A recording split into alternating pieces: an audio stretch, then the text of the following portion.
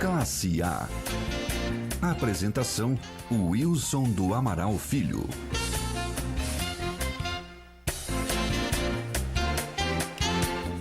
Boa tarde. Em São Paulo são 12 horas e 1 minuto. Hoje é quinta-feira, dia 2 de agosto de 2018. Eu sou o Wilson do Amaral Filho. E aqui no estúdio está comigo o pastor e professor José Carlos Bertoni, nosso companheiro. Boa tarde. Boa tarde, professor Wilson. Boa tarde, Arthur. E boa tarde a todos os nossos ouvintes. Depois de um período de recesso, estamos de volta. Felizes com isso. Você está ouvindo um fundo musical aí do nosso novo relógio do estúdio. Boa tarde, Arthur. Boa tarde, Wilson. Nós estamos também com muita alegria recebendo aqui no nosso estúdio a professora Ana Lúcia de Souza Lopes, ou Lopes de Souza. É isso? É Ana Lúcia de Souza Lopes. De Souza Lopes, que é coordenadora de apoio pedagógico da Universidade Presbiteriana Mackenzie, e nós temos muita satisfação de recebê-la aqui. Daqui a pouco nós falamos. Está começando agora ao vivo na IPB3 o Classe A, um panorama sobre a educação e o ensino confessional nas escolas presbiterianas. Nós estamos ao vivo no portal ipb.org.br/rádio, no Facebook oficial da Igreja Presbiteriana do Brasil, que é o facebook.com/ipb.org.br, e também no canal da IPB no YouTube, youtube.com/ipbtv. E você também pode rever este nosso programa no Podomatic/Rádio IPB e nos podcasts do iTunes. Pois é, nós já anunciamos a presença da professora Ana Lúcia aqui no nosso programa, e o nosso assunto de hoje é educação à distância. Mas antes, o professor Bertoni vai nos trazer um belo recado. É importante que os nossos ouvintes participem conosco aqui no nosso estúdio, interagindo, mandando perguntas por meio do e-mail classeA@anefp-ipb.org.br, ou mandar perguntas também pelo Facebook oficial da Igreja Presbiteriana do Brasil, que fica até mais fácil para nós aqui no estúdio. Aguardamos perguntas e comentários. Pois é, professora, tudo bem? Tudo bem. Bom dia a todos. Bom dia, professor Wilson, reverendo Bertoni, o Arthur e todos os nossos ouvintes. Muito boa tarde a todos. E obrigada pelo convite de estar hoje aqui com vocês. É muito bom tê-la aqui hoje, porque o nosso assunto é educação à distância. E nós sabemos muito bem que a Universidade Presbiteriana Mackenzie já tem alguns anos que começou a oferecer educação à distância. O que é isso, educação à distância? Então, a educação à distância, na verdade, ela é algo que acontece no Brasil há mais de 60 anos, né? Quando nós vamos pensar em educação à distância, nós temos que lembrar do Instituto Universal Brasileiro, que é o primeiro ensino à distância que nós temos no Brasil, né? Nós estudávamos por carta. Aí temos a tal da tecnologia, que começou a se desenvolver nos últimos 20 anos de uma forma muito acelerada e que transformou esse fenômeno, que antes era algo bem à distância, né, algo muito mais próximo das mãos, né, do toque, do celular, do computador. E esse fenômeno, então, se expandiu no Brasil e recebeu o nome de educação à distância, né? E a educação à distância nada mais é do que uma educação mediada por tecnologia, que faz com que as pessoas possam ter acesso ao estudo, ao ensino, nos vários lugares do nosso Brasil, né? Então, a importância da tecnologia nesse momento, no Brasil, nos últimos 20 anos, foi para potencializar, né, essa capilarização da oportunidade de estudar em qualquer lugar, na sua casa, no seu trabalho, né? Hoje, inclusive, no metrô, no ônibus, né, cada vez mais esses equipamentos nos permitem estudar o tempo inteiro. Então, o aluno estuda sozinho o tempo todo? Então, essa é uma questão muito interessante, né? A grande diferença de uma educação à distância, aí eu até entro numa questão que é importante, porque a educação à distância, ela é vista principalmente no ensino superior, né, que é o nosso mote de trabalho, inclusive na Universidade Mackenzie, Presbiteriana Mackenzie, é que o aluno não pode estudar sozinho, né? Não existe um ensino sozinho. Então, ele precisa ser guiado. E a educação à distância, no Brasil, no seu início, ela passou por uns percalços, né? Essa compreensão de que a educação à distância é aprender sozinho trouxe um certo preconceito para esse tipo de modalidade, também teve, sim, uma apropriação indevida, talvez, dessa modalidade para expandir de uma forma de não qualidade, mas nos últimos 10 anos ela também tem se reinventado. A própria educação à distância, quem trabalha com educação à distância, entendeu que precisa, sim, de um projeto pedagógico, de um modelo pedagógico, de uma interação. No início, o que eu falei? Ela é uma educação mediada por tecnologia. Sim. Quem é que vai mediar essa educação? Então, mas o aluno precisa entender de tecnologia para estudar à distância? Ele precisa ter, sim, uma disposição, né? Ele precisa ter uma disposição para aprender e ele precisa saber usar alguns recursos. Depois, claro que as ferramentas, existem tutoriais, existem formas de fazer com que ele se aproprie dela. Mas o mais importante é que ele tenha a intencionalidade, né? Ele precisa estar aberto ao aprendizado, ele tem que ter esse perfil. Na verdade, eu estou imaginando que o estudante do ensino médio que chega ao desejo de fazer um curso superior, seja de tecnologia, seja de licenciatura, ele já tem algum domínio mínimo de informática. Sim, sim. Hoje, na verdade, o que a gente costuma dizer é que os alunos do ano 2000, né? Então, esses alunos do século XXI, eles chegaram à universidade, né? Agora, nós já estamos... eles já completaram 18 anos. Então, a primeira geração chegou esse ano à universidade. Eles têm um domínio, eles nos deixam, seja no presencial, seja no EAD, os professores até um pouco, às vezes... angustiados, por quê? Porque eles trazem esse domínio da tecnologia, mas muitas vezes eles não sabem utilizar esse recurso para aprender. Por isso é importante que a educação online, a educação à distância, seja mediada, tenha um papel de intencionalidade pedagógica, porque senão também todo mundo sabe, Facebook, WhatsApp, etc.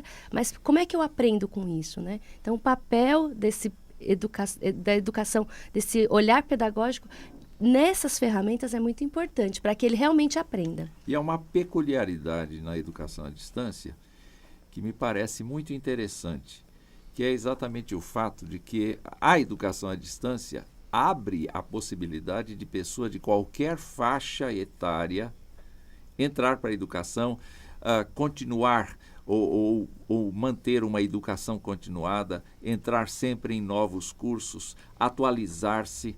Quer dizer, tanto a pessoa que está começando o ensino superior, porque é jovem e está na sequência da sua idade, caminhando, progredindo nos estudos, mas também as pessoas de idades variadas acabam optando por esta forma de educação.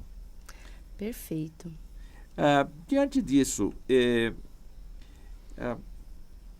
os professores,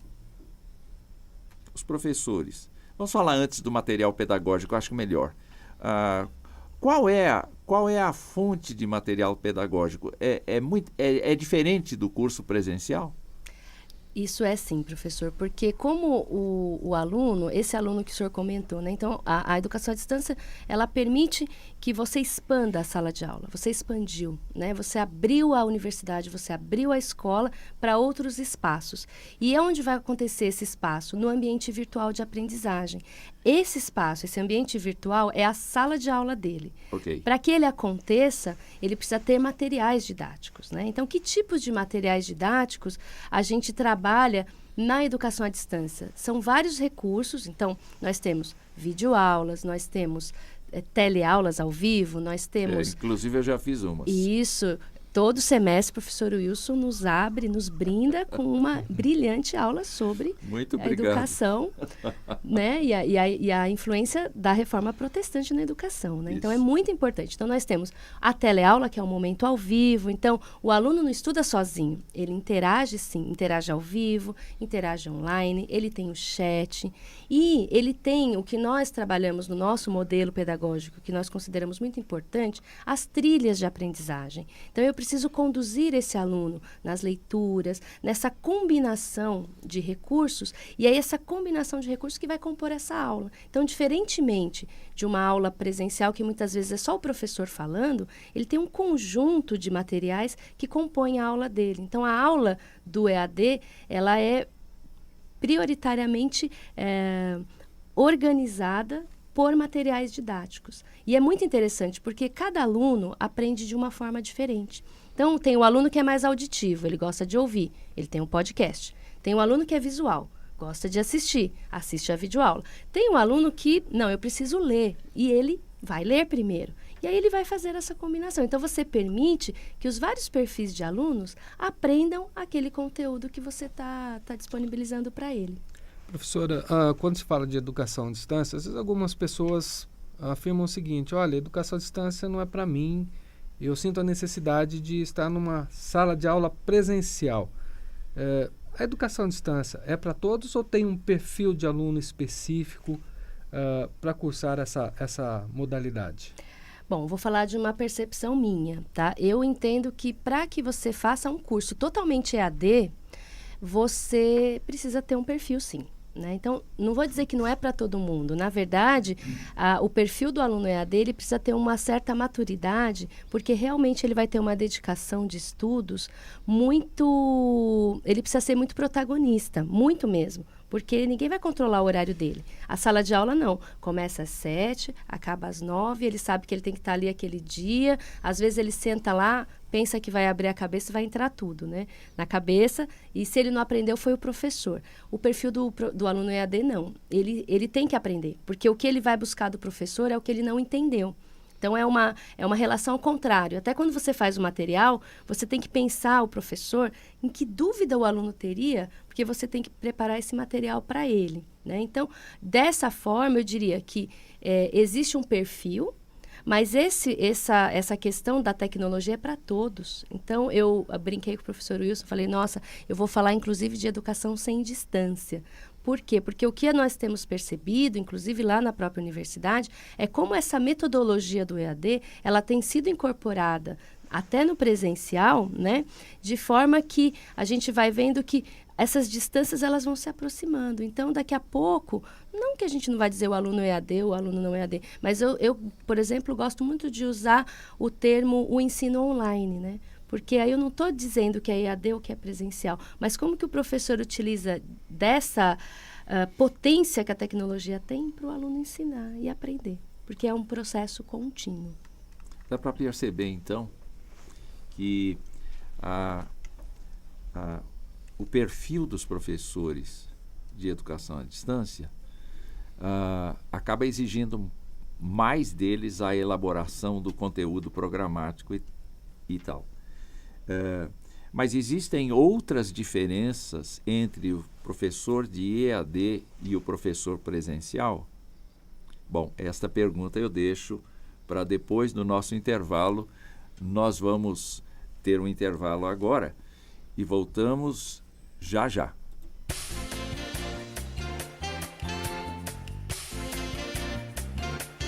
Você está ouvindo Classe A com Wilson do Amaral Filho.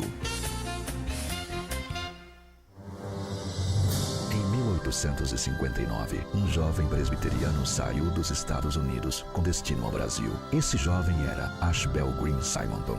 Do seu ideal missionário, nascia a primeira igreja presbiteriana no Brasil.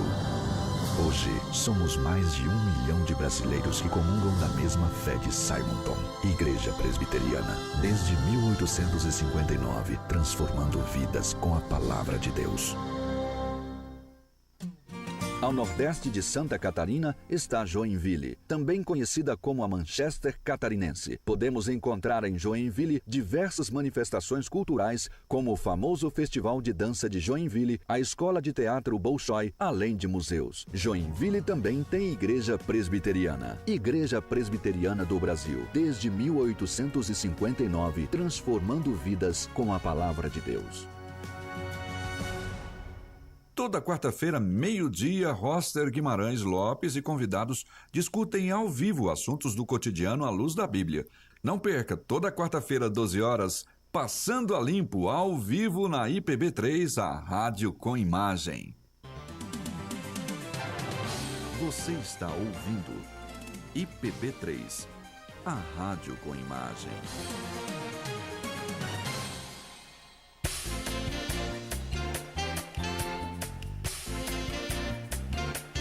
Voltamos com Classe A, com Wilson do Amaral Filho. 12 horas e 16 minutos e nós temos um recado do professor Bertoni. Nós convidamos a todos aqueles que estão interessados em abrir uma escola confessional que visitem o nosso site, www.anep-ipb.org.br. Lá nós temos um documento aprovado pelo Supremo Conselho da Igreja Presbiteriana do Brasil. É um roteiro orientador para aqueles que desejam abrir uma escola confessional presbiteriana. E é de grande valia, convidamos a todos a visitar o nosso site, explorar, e os interessados em abertura em escolas que baixem esse documento. Muito bem, professora Ana Lúcia, que é coordenadora de apoio pedagógico da Universidade Presbiteriana Mackenzie e tem trabalhado muito com EAD. Antes do intervalo, a gente lhe perguntava se os professores de EAD que têm que preparar um conteúdo assim, isso é muito diferente do professor presencial? Tem sido muito interessante, professor Wilson. Essa pergunta ela é fundamental, porque a própria questão da tecnologia, ela mexe com a formação do professor. Então, o professor, ele constantemente ele precisa se atualizar, entender o que está acontecendo ali nessa sociedade, como é que ele vai se apropriar dessa tecnologia. Mas na EAD, como você precisa organizar esse material, o professor é chamado a fazer um trabalho colaborativo. Então, ele tem uma equipe com a qual ele tem que trabalhar e ele precisa organizar esse material de uma forma muito preciosa. Entendi. E o que tem acontecido na nossa universidade tem sido algo muito interessante, porque ao tomar conhecimento dessa forma de organizar o material para o EAD, o professor do presencial, ele diz, olha, eu não posso mais voltar para a minha sala de aula sem usar esses recursos. Entendi. Então, essa mudança que nós estamos experimentando, que é muito interessante, né? Então, algo que às vezes eu tinha um preconceito, eu tinha uma distância, por isso que eu brinco sempre com a educação sem distância, muitos professores estão se apropriando dessa metodologia para o presencial, para que as atividades em sala de aula sejam mais dinâmicas e mais condizentes com esse público, né, com esse perfil de aluno que chegou, né, esse aluno de 18 anos que chegou à universidade. Nós temos aqui o nosso ouvinte Edilson Sena Lobo. Ele nos acompanha e nos vê aqui também pelo Facebook. Ele faz uma pergunta. O lema da Igreja Presbiteriana era, em cada igreja, uma escola. Não procede mais? Bom, Edilson, muito obrigada pela sua pergunta, e eu acho que essa questão é tão fundamental, é tão interessante, porque justamente a educação à distância, vou falar então do nosso exemplo, da nossa universidade, ela possibilita que um ensino de qualidade como o da Universidade Presbiteriana Mackenzie chegue em qualquer lugar do Brasil, né? A universidade não teria condições de ter um campus em cada cidade, né? Em cada lugar, em cada estado. Ao mesmo tempo, com a educação à distância, os polos, né? A gente pode levar toda a identidade confessional da universidade para qualquer lugar do Brasil. Então, por exemplo, nós temos polos em São Luís do Maranhão, nós temos polo em Recife, nós temos polos no Mato Grosso. No Mato Grosso, nós temos polos em todo o interior de São Paulo. Então, eu acho que essa questão é muito importante, inclusive, para pensar assim, ao contrário, né?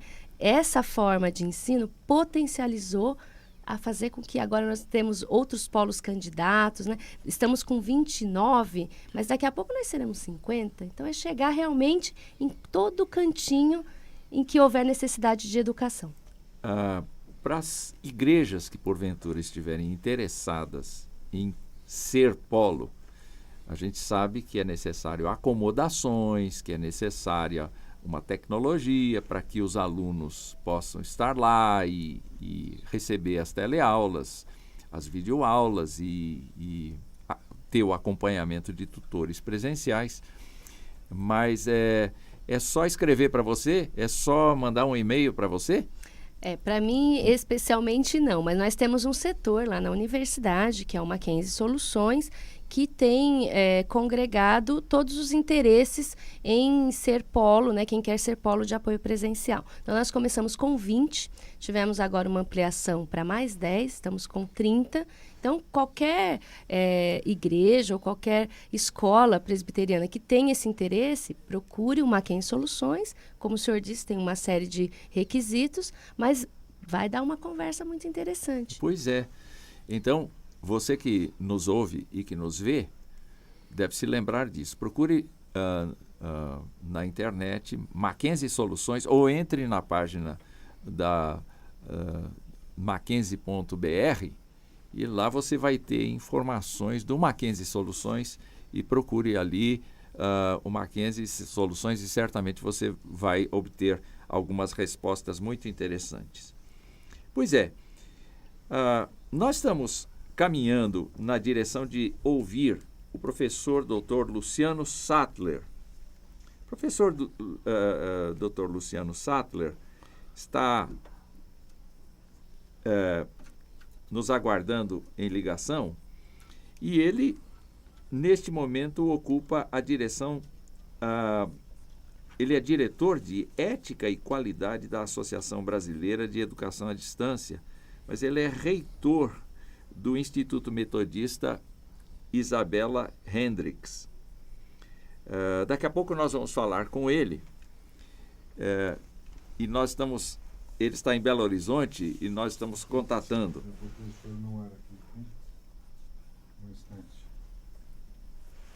Ele está no ar? Sim. Professor, bom dia. Bom dia, reverendo Wilson. Como está o senhor? Tudo bem, graças a Deus. Muito animado de falar na rádio.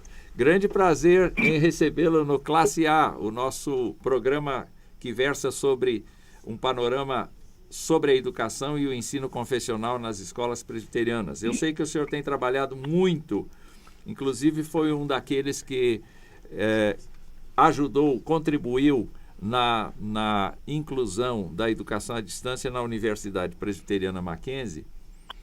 Mas agora tem a sua própria escola para cuidar, não é? É isso mesmo. Hoje estamos aqui em Belo Horizonte, na reitoria do Centro Universitário Metodista Isabella Hendricks. Pois é, parabéns pela condução à reitoria. Obrigado. Fale um pouco da educação à distância no Brasil, por favor.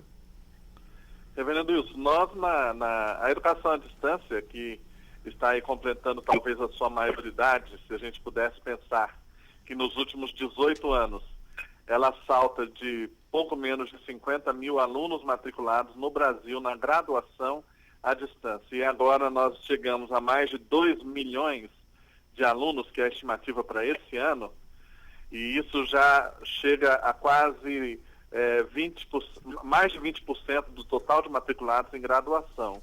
Nossa. E nas instituições privadas, né? Nós estamos falando aí que a expectativa é que metade do total de matriculados em 3 anos, 4 anos, seja em EAD. Realmente nós estamos diante de um fenômeno que pede reflexão, pede que a gente discuta e analise o que está acontecendo, né?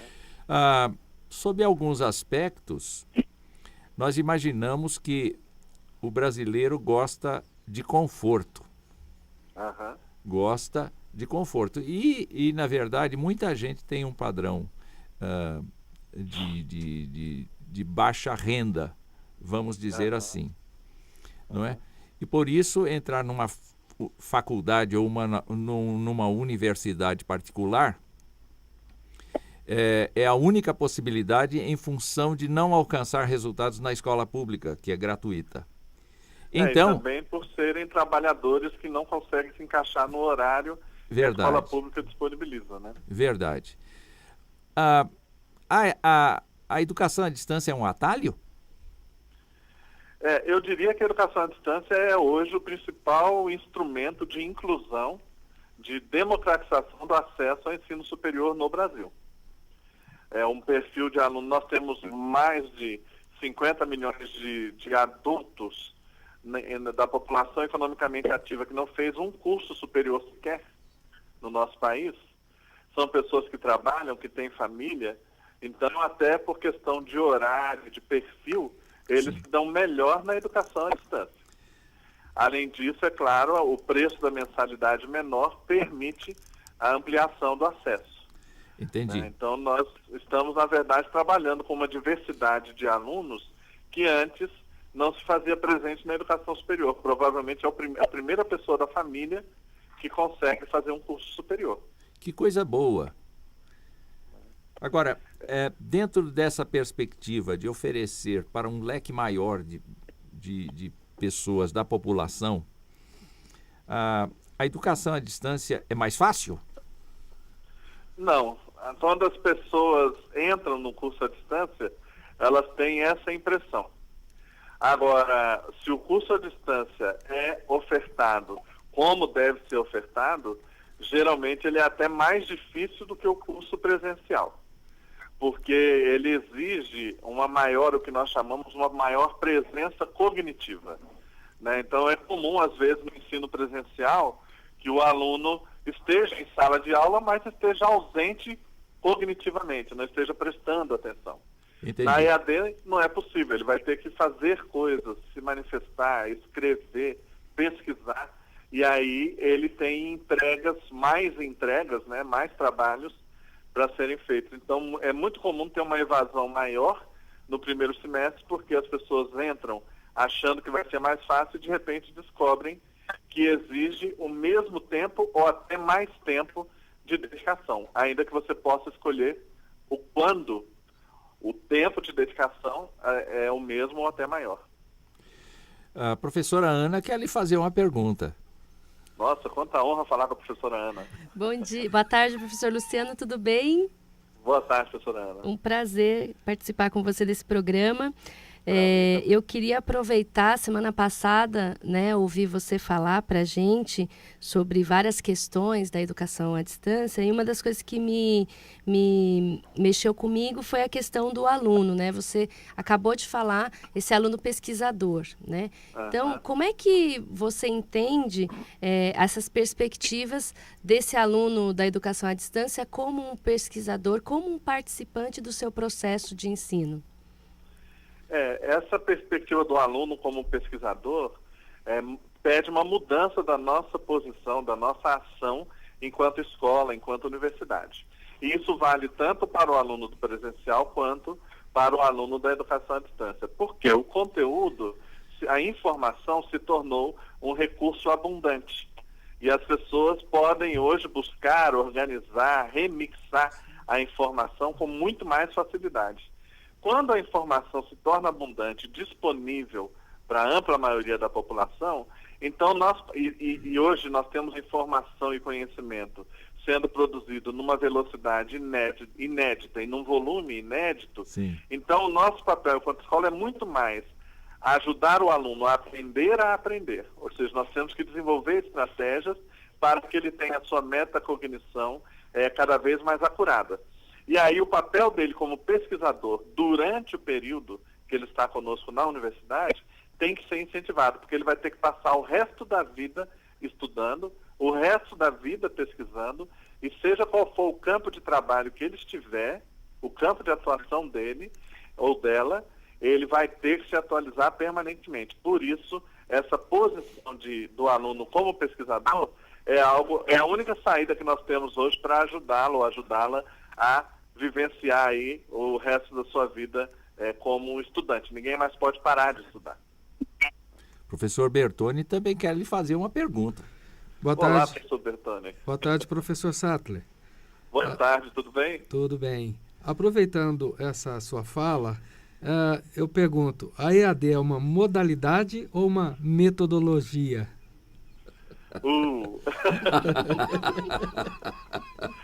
Olha, acho que não vai ter tempo no programa, mas de acordo com a legislação e a regulação, o infralegal que o MEC nos coloca, a educação à distância é uma modalidade. Quando nós vamos na LDB, isso não tem essa clareza, mas na regulação que veio posteriormente, inclusive os decretos presidenciais indicam que a educação à distância é modalidade. Nós, da Associação Brasileira de Educação à Distância, queremos justamente propor uma discussão de que a educação à distância não é modalidade. Nós acreditamos que existe educação. A educação vai ter uma carga um pouco maior ou um pouco menor de presencialidade ou de recursos online à distância. Mas é tudo educação. Então, para nós, na ABED, essa discussão merece ser feita. Nós não acreditamos que a EAD seja modalidade. É tudo educação. Muito bem. Nós estamos recebendo aqui algumas provocações e nós queremos tratar delas logo após o nosso intervalo. Professor, o senhor fique na linha. Nós vamos continuar conversando. Tá ótimo. São 12 horas e 32 minutos. Nós voltamos já.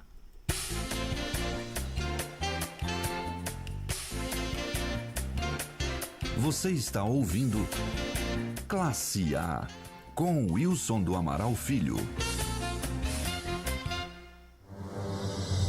Em 1859, um jovem presbiteriano saiu dos Estados Unidos com destino ao Brasil. Esse jovem era Ashbel Green Simonton. Do seu ideal missionário, nascia a primeira igreja presbiteriana no Brasil. Hoje, somos mais de 1 milhão de brasileiros que comungam da mesma fé de Simonton. Igreja Presbiteriana, desde 1859, transformando vidas com a palavra de Deus. Juiz de Fora, localizada no estado de Minas Gerais, é uma das cidades brasileiras com melhores índices de qualidade de vida. Em Juiz de Fora, existe também importantes museus como o Museu Mariano Procópio e o Museu de Arte Moderna Murilo Mendes. Juiz de Fora também tem Igreja Presbiteriana. Igreja Presbiteriana do Brasil, desde 1859, transformando vidas com a palavra de Deus. Toda quinta, 12 horas, na IPB3, você ouve Classe A com o Wilson do Amaral. Um programa sobre pedagogia e o ensino confessional nas escolas presbiterianas. Não perca, toda quinta, 12 horas, Classe A com o Wilson do Amaral, ao vivo na IPB3, a rádio com imagem, no Facebook, YouTube e portal IPB. Você está ouvindo IPB3, a rádio com imagem.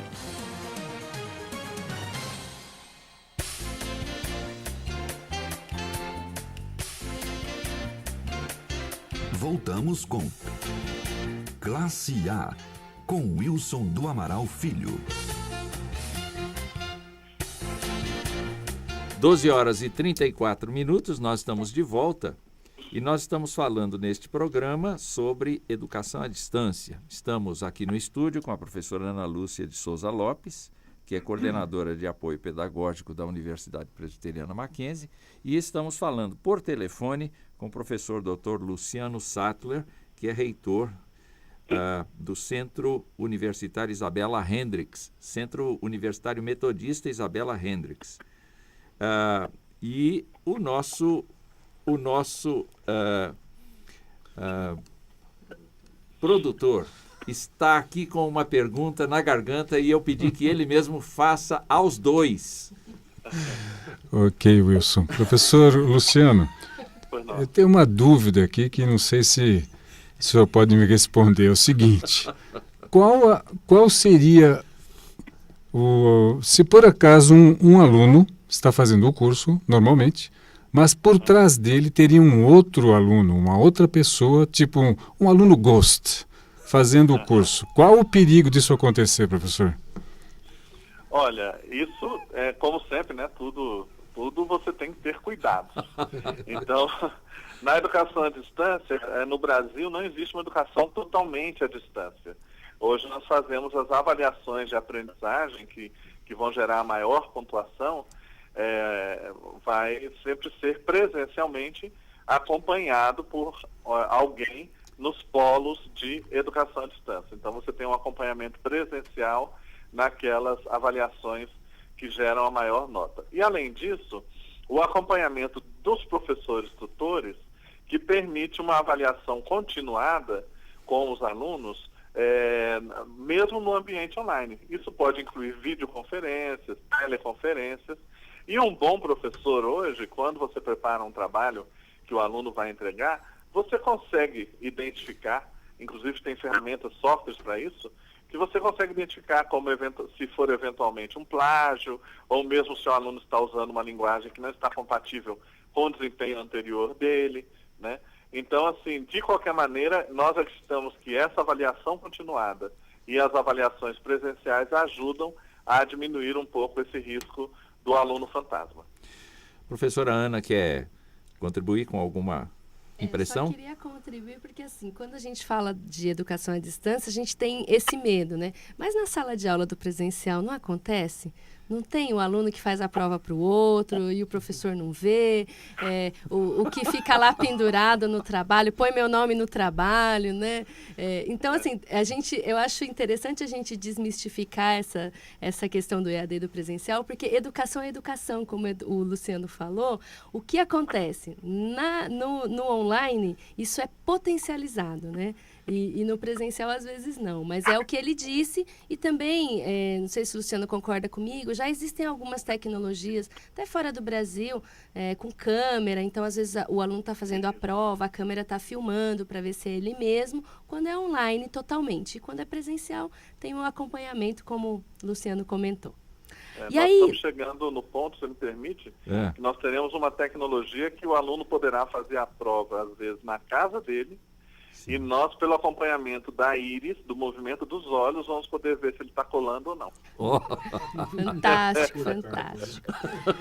Bom, eu vou aproveitar que eu estou, então, com a palavra. Luciano, eu gostei, volto a falar da sua conversa com a gente na semana passada, e você trouxe para a gente também uma outra provocação, perguntando sobre a universidade na sociedade da informação, se ela estaria no rumo certo. E você falou um pouco sobre a universidade para toda a vida e a universidade como alma mater. Você pode falar um pouquinho sobre isso? Claro. Como eu disse, né, ninguém mais pode ficar sem se atualizar, sem estudar. Tem uma imagem que um professor usou uma vez, que eu gosto muito. Se você se formou cirurgião há 10 anos atrás e não se atualizou, hoje você é um açougueiro. Né? Então,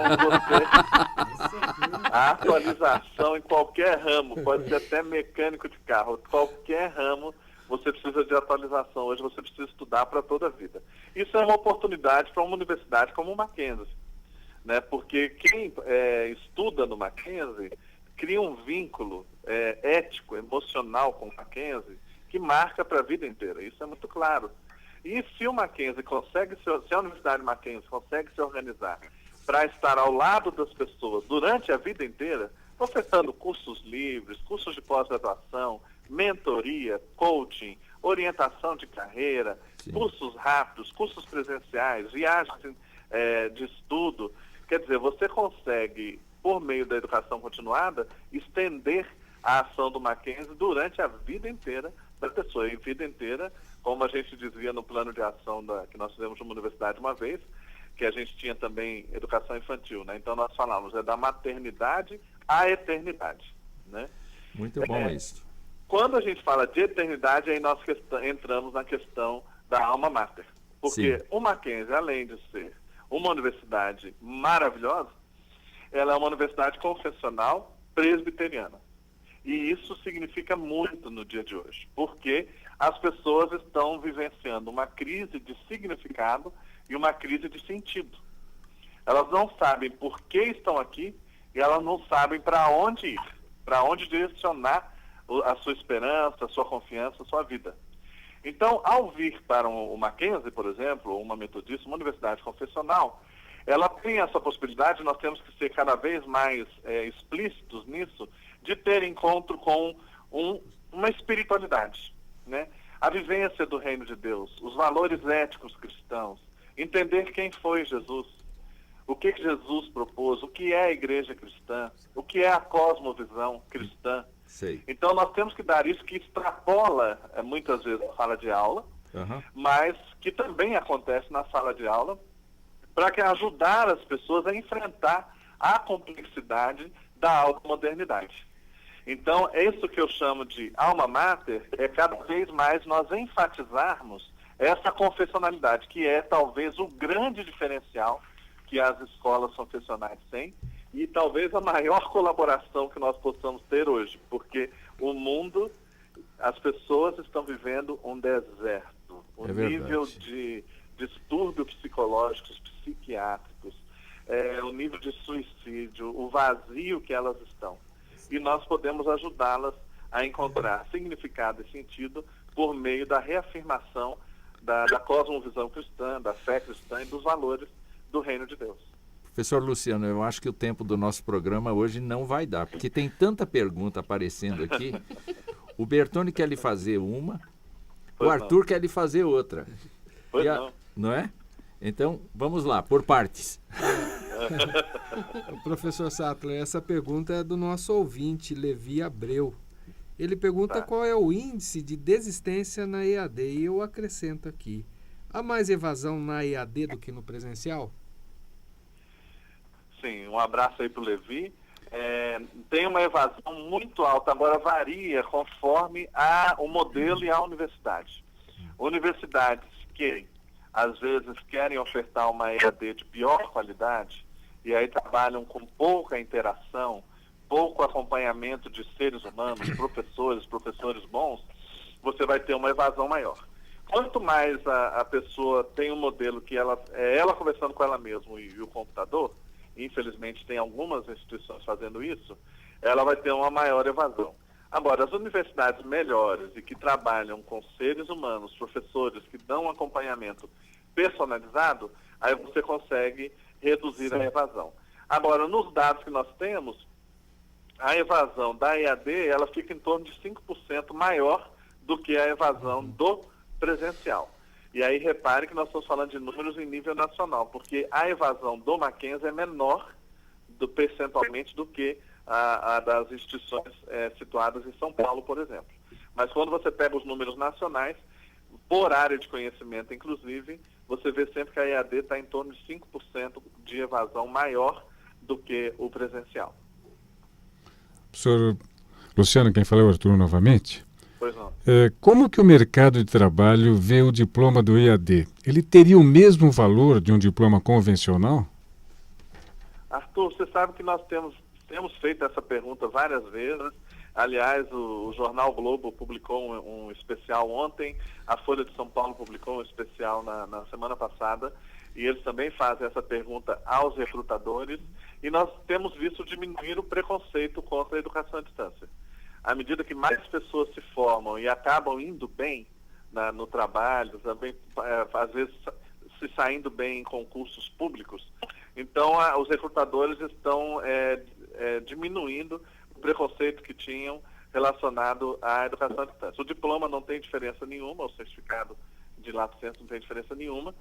Então, e aliás, hoje a gente tem ouvido até de empresas que preferem o aluno EAD dependendo da função, porque como ele desenvolve uma série de competências digitais que às vezes não é cobrada no presencial, então ele também tem sido valorizado em alguns aspectos. Ainda há preconceito, sim, para algumas funções especialmente, profissões mais na área de exatas, especialmente, da saúde, tem ainda bastante preconceito. Mas na área de humanas e de gestão, isso já tem caído por terra há um bom tempo. A professora Ana manda perguntar, ela não quis falar, ela me passou para mim a pergunta, mas é o seguinte, Como é que os alunos de EAD estão se saindo em ENAD? Já tem algum retrato a respeito disso? Sim. Nós temos acesso ao microdados do ENAD, e é interessante que o mesmo aluno, quando nós podemos comparar coisas comparáveis, né? Então, um aluno que faz o ENAD do mesmo curso na mesma instituição, ele faz o ENAD do presencial e faz o ENAD da EAD, na mesma hora, nas mesmas condições. Certo. E o aluno de EAD tem se saído melhor. Olha só. Não é uma diferença absurda, e às vezes a gente até atribui essa diferença mais ao perfil do aluno, que é um perfil de um aluno um pouco mais velho, mais dedicado, mais concentrado. Sim. Mas ele, em vários quesitos do ENAD, ele tem se saído melhor do que o aluno presencial. Muito bem. Olha só, eu vou fazer agora uma pergunta aos dois. E eu vou começar com as meninas primeiro. Tá bom? Como é que vai ser, como é que vocês vislumbram o futuro da EAD? Bom, então vou começar, depois Luciano me ajuda aqui, né? Eu tenho uma visão de que, como eu comentei no início, nós vamos ficar cada vez mais próximos, né? Eu estou usando a expressão, professor Luciano, da educação sem distância, né? Porque a gente percebe que eu acredito que daqui a alguns anos nós não vamos mais falar em educação à distância ou educação presencial. Nós vamos falar em educação e ela vai ter algumas nuances de presencial, algumas nuances de online, né? E essa expansão da escola. Então, eu acredito que nós estamos caminhando para isso. Fora do Brasil, nós já vemos algumas experiências assim, né? De cursos que você já não tem mais tanta essa distinção. No nosso caso, a gente tem uma questão legal que também não permite, né, essa flexibilização total, mas eu entendo que é isso, que a questão da metodologia ou modalidade, ela vai se dissipando conforme os anos forem se passando aqui agora para o nosso futuro. O que você acha, Luciano? Concordo plenamente, né, com a professora Ana, essa questão do híbrido, de nós tratarmos de educação com menor carga de presencialidade.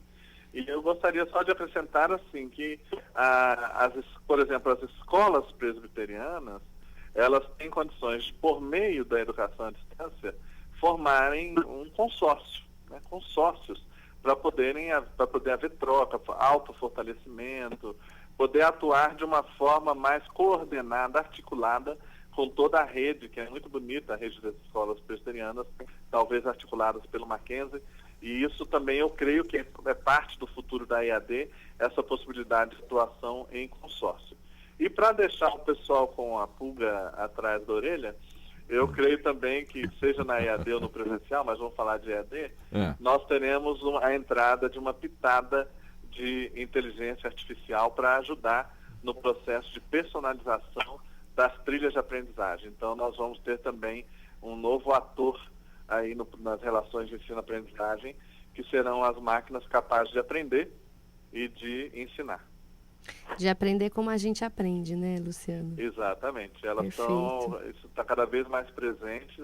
É uma coisa assustadora, a gente tem que orar para Deus proteger a gente. Verdade mas é a verdade. Verdade é.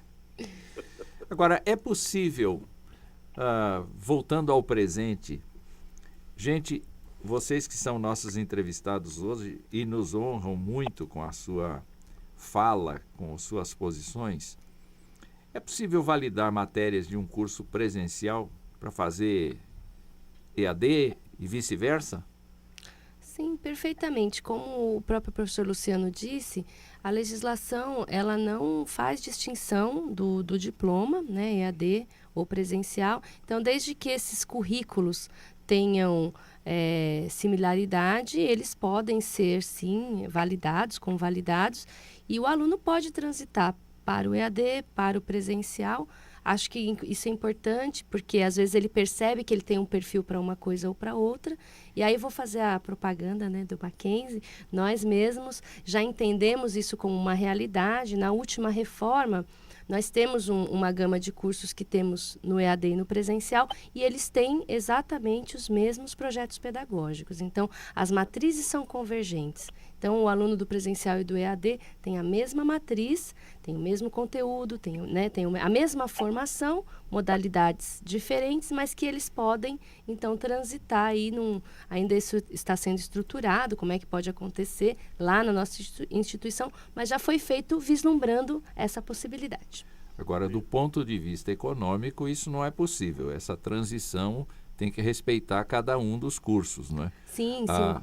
O valor de cada um dos cursos é diferente. Sim, então, claro. Quando um aluno migrar de um curso para outro, sendo isto factível do ponto de vista acadêmico, do ponto de vista econômico, ele tem que arcar com os custos de cada modalidade. Claro.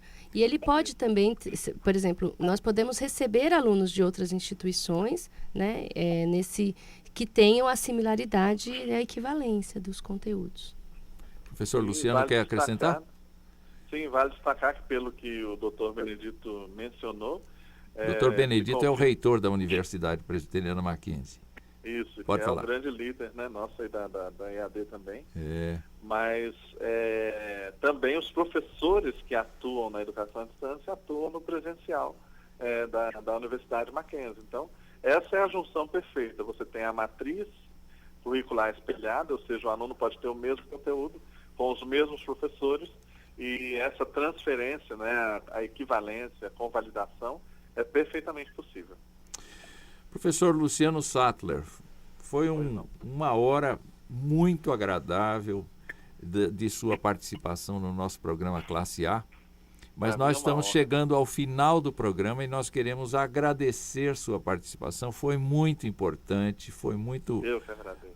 Foi muito agradável, e eu desejo que o seu trabalho, tanto como reitor do Isabella Hendricks, quanto a sua tarefa como diretor de Ética e Qualidade na Associação Brasileira de Educação à Distância, sejam uma bênção. E glórias para Deus, não é? Amém. Tá bem? Amém. É uma honra para mim e uma alegria poder falar com o senhor, professora Ana, professor Bertoli. Muito obrigado, então. Obrigado. Tá bom. Tá, Nós um agradecemos sua participação. Abraço. Obrigado. Nós estamos chegando quase ao fim do nosso horário, do nosso programa, e nós queremos apenas comentar que este é um mês de aniversários ilustres. O primeiro aniversário que nós temos que registrar é o aniversário da Igreja Presbiteriana do Brasil, que está no Brasil de maneira oficializada desde 12 de agosto de 1859, com a chegada do missionário americano Ashbel Green Simonton.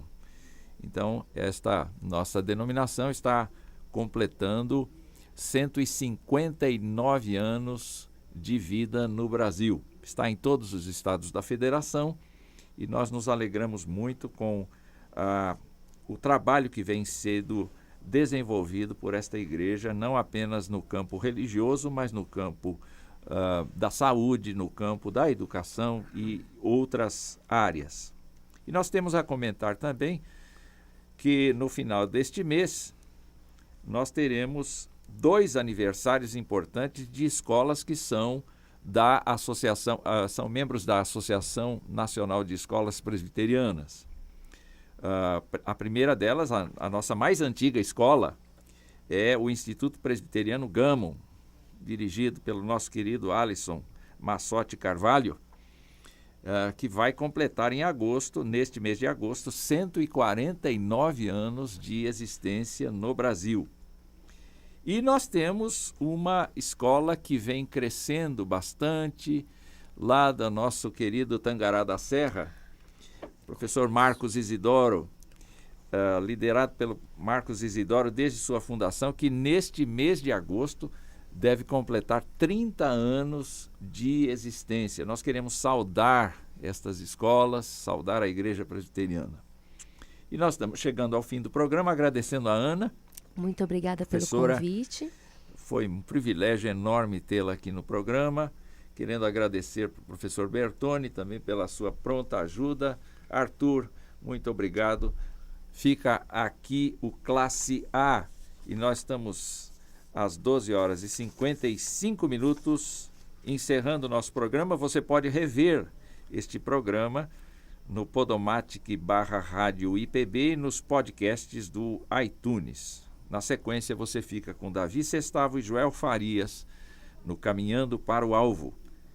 Eu, Wilson do Amaral Filho, espero você na próxima quinta-feira, às 12 horas, ao vivo, aqui na Rádio IPB 3, a rádio com imagem. Até lá. Classe A. Apresentação: Wilson do Amaral Filho. Um programa da ANEP, Associação Nacional de Escolas Presbiterianas. Apoio: APECOM, Agência Presbiteriana de Evangelização e Comunicação. Contato e sugestões: classeA@anep-ipb.org.br.